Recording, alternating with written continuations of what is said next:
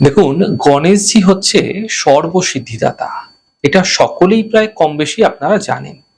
কিন্তু গণেশজির ভুঁড়ি মানে পেটেই হচ্ছে তার সর্বসুখ শান্তি প্রাপ্তি।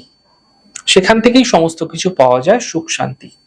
তো পেট বা উদরের জন্য ওনাকে বলা হয় লম্বোদর, অর্থাৎ দীর্ঘ পেট। শব্দটি ব্যাখ্যা করলে পাওয়া যায় লম্বা উদার, যাহার মানে হচ্ছে বিস্তৃত। ওনার পেট সাগরের মতো বিস্তৃত।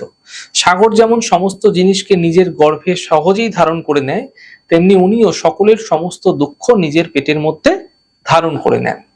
তাই বলা হয় ওনার পেটে নিত্য প্রতিদিন যদি হাত বোলানো হয়, তাহলে উনি সকলের দুঃখ নিয়ে নেন এবং সুখ দিয়ে থাকেন, সুখ প্রদান করে থাকেন। আপনার বাড়িতে থাকা ভগবান গণেশজির মূর্তিতে প্রত্যেকদিন পুজো করার সময়, পুজো করা হয়ে গেলে আপনার হাতটি নিয়ে ভগবান গণেশজির ভুঁড়িতে বোলাতে পারেন। দেখবেন খুব দ্রুত মানসিক ক্লেশ থেকে আপনি মুক্তি পাচ্ছেন এবং আপনি খুব প্রসন্ন হয়ে উঠবেন। কারণ দেখবেন গণেশজি হাসলে আপনারা দেখবেন আপনার ঘর সংসারও কিন্তু হাসছে।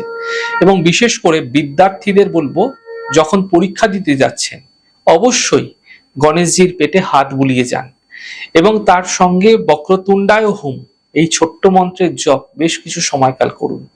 দেখবেন ভীষণ মানসিক শান্তি পাবেন আপনারা।